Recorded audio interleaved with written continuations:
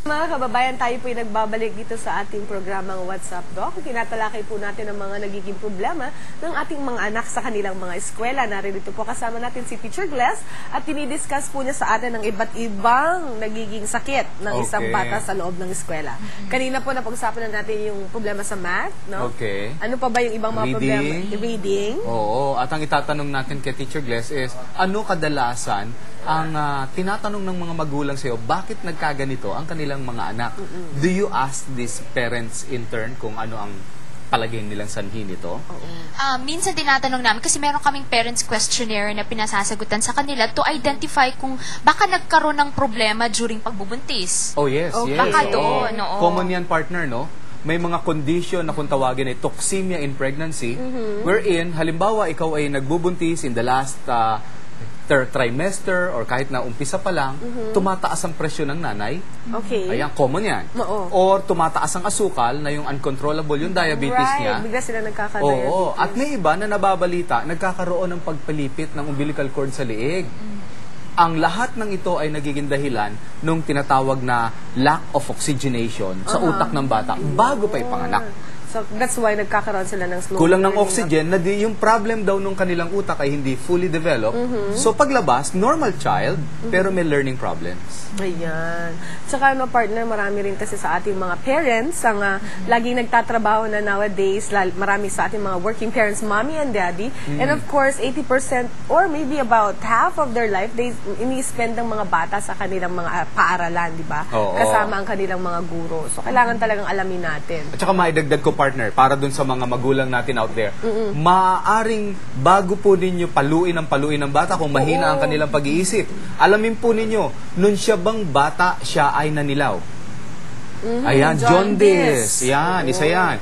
Premature ba ang inyong anak? Isa din yan. Or, nagkaroon ba ng aksidente yung anak ninyo wherein, hindi nyo na puna, maaaring nabagok ang ulo at naapektuhan ang kanyang oxygenation sa utak na akala lang ninyo wala lang. Yung iba nahuhulog sa sa building, sa second floor. Kaya, kahit sa kama man lang, minsan masama yung pagkakabagsak, di ba? That happens. And yun nga po ang kagandahan dito sa WhatsApp Doc, napapaalam po namin sa inyo na hindi lang po kailangan puro palo, intindihin natin ang ating mga anak. Exactly. Sige, Teacher Gless. Yes. Ngayon, dumarating na sa inyo ngayon at nire-refer ang mga batang ito. What do you do for these children? Usually, inihingian muna namin sila ng report galing sa doctor. Tapos doon namin titignan yung mga developmental ng bata. Ito yung neurodevelopmental pediatrician. Kung kailan umupo yung bata, kailan tumayo, kailan nagsalita, baka puro delay din, no? Baka delay siya. So, affected na rin yung academics niya. May delay na rin siya. Siyempre. Or di kaya, kasi yung delay na yon doon namin kinukuha yung treatment. Kung, let's say, one year and a half ang delay ng bata, so ibababa namin yung level. Kasi naniniwala kami na wala pang mastery yun sa level na yun, kaya kailangan ibaba muna. I see. Oo, ganun ang ginagawa namin. Tapos, usually, may psychological test na ginagawa ng mga psychologists. Doon makikita kung ano na yung level ng bata. So, they really have to go different tests, Doctor. So, ano yung mga sample ng mga tests na ginagawa? Actually, ang gumagawa nito is mga psychologists. Actually, nagbibigay sila ng mga test for reading, for math. Doon nila ma-identify na hindi pa pala kaya ng bata itong level na to. Pero, whereas nandun na siya sa level na yun. So, kailangan ibaba talaga at magkaroon ng mastery muna yung bata. Meron mga chances, Dr. Biena, no, tsaka Teacher Gless, wherein late ipinapasok yung bata sa eskwela. For example, hindi sila, kasi ngayon meron mga preparatory, kinder, nursery, and all that, bago maging grade 1. Minsan po, nalilate. Malaki bang effect nun sa isang bata na hindi na siya nag-undergo ng mga nursery? Kasi ang daming years, I think about 3 years bago mag-grade 1 Paano kung diretso na siya ng grade 1? Magandang factor na makapasok yung bata sa preparatory kasi piniprepare mo yung bata for mas structured learning. Kasi pag nag-grade 1 na, structured na ito parang formal learning na compared to preschool. Pero pag ang preschool kasi more on play lang ito, pero ini-insertan mo na ng konting academics. Kasi ang akala ng maraming mga tao, Doc Bian, kasi as early as 3 years old, pinapasok na nila. Ang sabi ng ibang mga nanay who's not really fully aware of this, sabi nila, ang aga-aga nyo pinapasok yung mga bata, magsasawa yan. Dapat naglalaro pa yan hanggang ngayon. So, Actually, maganda yung na motivate na yung bata to learn. Ayun. Pero dapat naman, ang preschool stage, dapat laro lang talaga. Oo. So, pag ini-insertan ng academics yun, purely according to play. Hindi yung inaan mo, pinupush mo, kasi baka ma-burn out naman. Right. Yeah, that is true. Alam mo, yan ang problema sa Japan ngayon. Wherein at a very early age, puro academics na kagad. Kasi ang tingin nila sa preschool at elementary years is a preparation for a good college education. Napakahaba kagad nung kanilang pagtingin. Kaya nagiging dahilan nga naman ng burnout sa kanila. Kasi nawawala yung pagiging bata ng isang bata. Okay, so balik tayo kay Teacher Gles, and I think is this part of what you're going to explain sa ating mga televiewers out there. Ano bang letra ito? Letra ba siya? Letra ba siya? Number o shades? Di ba? Parang iba-iba yan. Ano ba yan, Teacher Okay, Gles? paano po ninyo ino-offer ito sa isang estudyante? Okay. Actually po, ito po yung tinatawag naming brain gym approach. Okay. Kapag dinala sa amin yung may batang may problema with reading, writing, or even math. Okay. We call it lazy 8. Lazy 8. Kasi nakahigang 8. Okay. Diba? Ano bang purpose nito? It is commonly used by educational therapists and proprioceptor trainer to improve the eye tracking. Pakiulit po ninyo at pakipaliwanag. Ano yung eye tracking? Eye tracking, kasi pag nagbabasa tayo, paano ba tayo magbasa, Doc? Paano ka magbasa? Pakaliwa, mula kaliwa yata hanggang Left. kanan. O yata? Left to right. Okay. When we read, Hindi alam mo kung Japanese bakit ka pababa. Sa umpisa pa ganon. Oo. Kasi naalala ko kasi yung Chinese pa ganon eh. Oo, babalik. Pero ang medical student pa ganon. pababa. Oo, pababa. Oo. Kasi tatalunan mo lahat ng mga in o parang text. Pero talaga, when we read and when we write, from left to right, di ba? Left to Yes. right. Left to right. Ngayon, anong naitutulong nito? So, usually, pinapatrace namin sa kanila ito. Okay. Trace. Nakatrace siya. Ayan. So, paano, ang normal is, pupunta ka muna dito, and then ite-trace mo pa ganon. Ititrace mo siya. Okay. Isang kamay, tapos yung kabilang kamay ulit. Okay. Tapos both. Okay. Bakit? Anong purpose nito? When we do that, it promotes a kinesthetic and tactile awareness. And actually, Tactile kasi pwedeng hawakan, mga kaibigan, kung hahawakan po ninyo, nakaumbok ito eh. Oh. Ayan. tapos ang pinakamagandang napopromote nito is yung mata natin, nagtatrack siya continuously from left to right, left to right. So, ang ginagawan mo, tinitingnan mo yung mata ng bata. Oo, tinitignan yung mata. Kasi actually, isang approach lang ito. Pero maraming technique ang Lazy 8. Okay. One is yung ito. Tapos another is yung pasusulatin nyo sila. Magda-dot to dot ka lang. Tapos Okay. ipapatrace mo with the pencil. Right. So, tutulungan mo yung bata pag hindi pa niya kaya. Or, magkaharap kayo ng bata, hawakan mo yung thumb niya, tapos magpapa-lazy 8 ka. Papa-follow mo yung thumb mo or yung thumb ng bata. Ang purpose natin doon is kailangan yung mata niya mag-move from left to right continuously. Kasi kailangan ma-promote yung tinatawag nating eye teaming. Eye teaming. Okay? Again? Eye teaming. Team. It's a team. Kailangan maging team yung mata natin when we Ayun. read. Ibig Kasi, nyo bang sabihin, Teacher Gles, na ang problema sa pag-aaral at grade ng bata may relasyon sa problema sa mata? meron Ah, po. yun, Kasi mga po, kaibigan. pag hindi po improve ang mata natin, Right? Okay. yung academics din affected. Kaya minsan yung mga doctors, patignan nyo sa ophthalmologist kasi baka Okay. may lazy eyes siyang tinatawag. A lazy eye, Lazy dahilan yan eye. para magka-dyslexia. Possible po. Okay. Posibleng isang factor yun. So, ang ginagawa namin, inili-lazy 8 namin sila para matrain yung mata na mag-move from left to right continuously. Ayun. Parang mong wino-workout ang iyong mga Wino-workout mata. yung muscles. Diba yung Oo, muscles? parang move natin yung Parang muscles. sinasanay natin siya na laging nag-move. Oo. Hindi kaya mas madali po, ma'am, kung hawak mo yung pagkain, i-relate. Siyempre, susunod naman yan, di ba? Pwede rin. Maraming factor. Inisip ka na lang ng paraan kung paano mo magiging motivating sa bata. Right. Kasi baka masyado na Boring siyang na sa used kanya ng ganito, oo. Pwedeng, usually, entire body nga, pwede mong gawing lazy 8. Parang iba-ibang 8-8. motion. Oo, Yan. iba-ibang motion. Or di kaya sinasama namin sa obstacle course. Ayan. Okay. Oo, meron silang pinagdadaan ng obstacle bago magla-lazy 8 sila. So, ginagawa namin exciting yung para hindi sa kanila traumatic. Kasi usually traumatic sa kanila yung pag-aaral. Kasi kapag may problem ang bata, especially reading and math, parati na itong naniname call sa school. nalilabel sila Right. as Ano po? for Bobo. example, Oo. yan, Mahina or ulo. mahina, or Tamad. Yung mga classmate, tatawagin siyang gano'n, yung Engot. teacher. Yan ang mga Kaya masasakit na emotional sinasabi.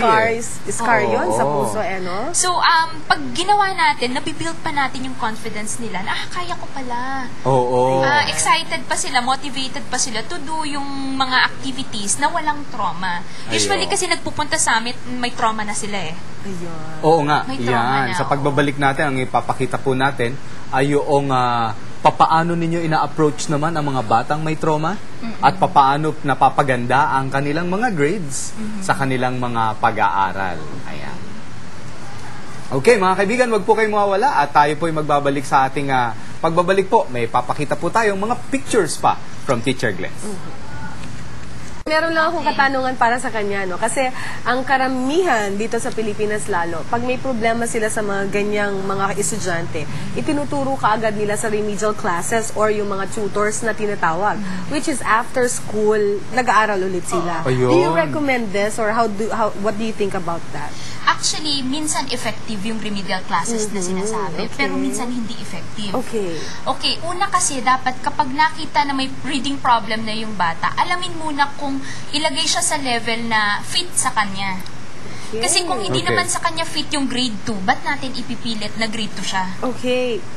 'Di ba? For example, Okay. nasa grade 2 level siya dahil ang Right. kino-consider natin yung age. Karamihan yan, Oo, 7 na siya, tama. dapat grade 1 na siya, or 8 na siya, dapat... chronological Oo, age chronological. ang kanyang schooling. Saka parang ang dating, Dr. Bian, bawa kasing age kita, tapos ikaw 4th year na ako 3rd year, parang ang dating bobo yan kasi bagsak yan. Oo, bakit nasa lower O bakit level nasa lower siya? level? Hindi pala dapat Hindi ganun. dapat. Kasi Okay. dapat yung kung ano yung fit sa bata, nandun siya dapat. Kasi andun yung mastery level niya. Kasi pagka-advance siya, tapos hindi naman kaya nung bata, Right. doon nagkakaroon ng problema na in academics. Lalong-lalo na tulad namin na Teacher Glass na mga graduate ng mababang paaralan elementary school na ayaw nang makita ng teacher muli yung batang yun, ipapasa niya yan to the higher teacher. Ang sagot ng teacher, problemahin niya nung nasa upper level. Oo, mali yun. Tapos second is, kapag nakita na namin na may ganung problema yung bata, sinasabi nila, di ba, remedial class. Yung ibang bata, effective sa kanila ang remedial class.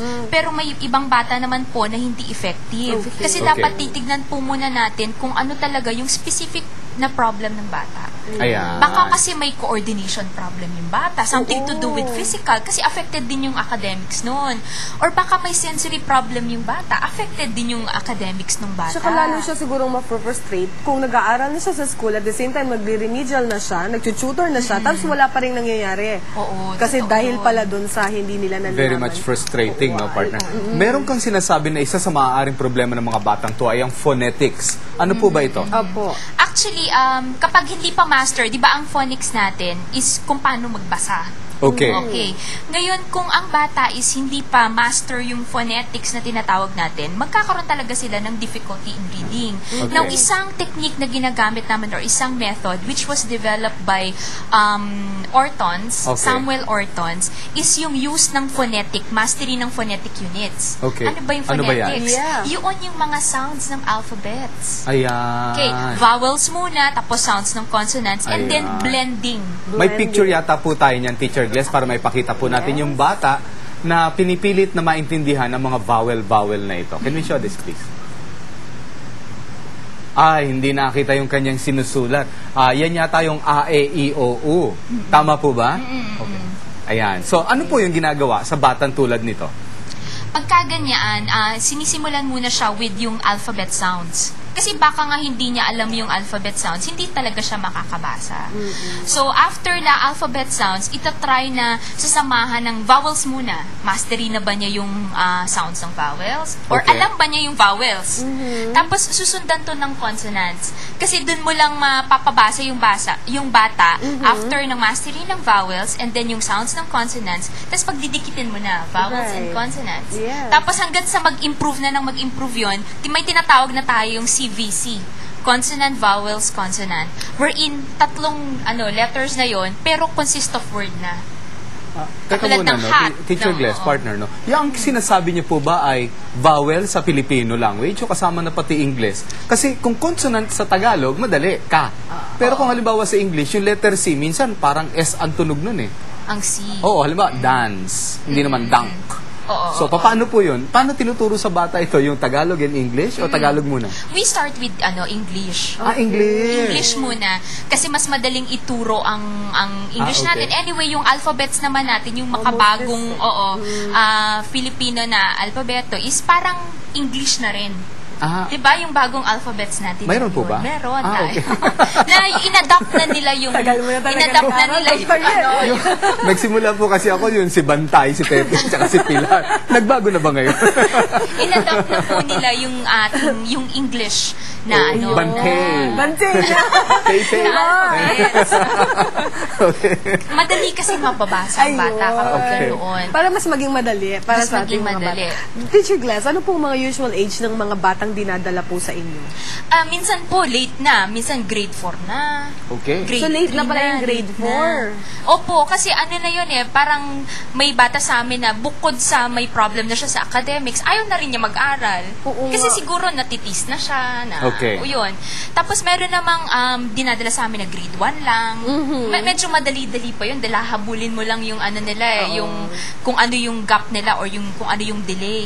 Ayan. Pero yung mga medyo matataas na yung level, medyo nahihirapan na kaming bigyan ng approach. So maximum na talaga yung pinibigay Kasi may na. kasama ng emotions doon. May kasama ano? ng emotions at saka medyo resistant na yung bata. Kasi Ayan. feeling nila talagang, yun nga, na-label na sila as Gusto na nilang mag-drop, ayaw na nilang Oo, tsaka feeling na mag-aral. naman, aral na naman. O sige, bago tayo maubusan Yes. ng oras, partner, kailangan siguro maipakita naman ni Teacher Glass ano yung mga ginagawa niya na approach sa mga batang to.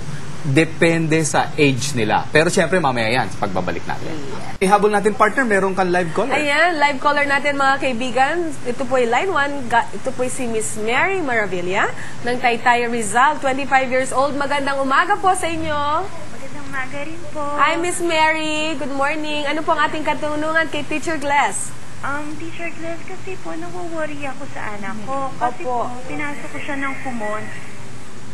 Tapos, sinututor ko siya ngayon about reading, pero still hindi po siya marunong magbasa. She's 5 years old po. And turning 6 this July. Miss Mary, pakilakasan pa po natin. Pwede? Bali, ganito po yun. Apo, yan, there you go. Nawo-worry po ako sa anak ko. Okay. Kasi, pinasok ko po siya ng kumon. Apo. Tapos, sinututor ko siya ngayon. Pero until now, hindi pa rin po siya marunong magbasa, tsaka hindi niya pa rin po memorize yung sounds. Ano po ba yung the best way? As in, best way po talaga. Yan.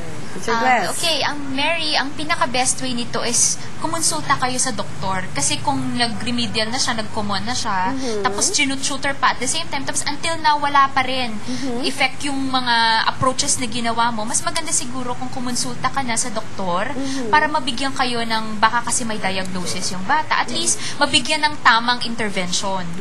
Sa edad na 5 taon, yun po ba talaga ay abnormal, yung anak ni Miss Mary? Hindi naman po. Depende po kasi. Kasi baka masyado lang niyang wino-worry, pero 5 years old pa lang daw, hindi ba? So, maaaring bata pa ito. Oo.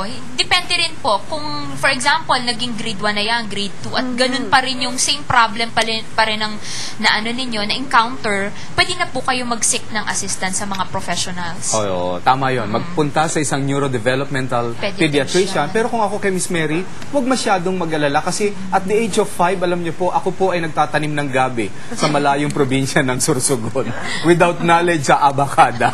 Ayan, thank you very much, Miss Mary, for calling. Ayan po ang ating naging suggestion ng ating Teacher Glass ngayong umaga na ito. Okay, so ano po ang mga approaches na ginagawa po ninyo kahit na outlines lamang? Okay, first is evaluation, assessment muna para tama yung treatment planning na ibibigay namin sa bata.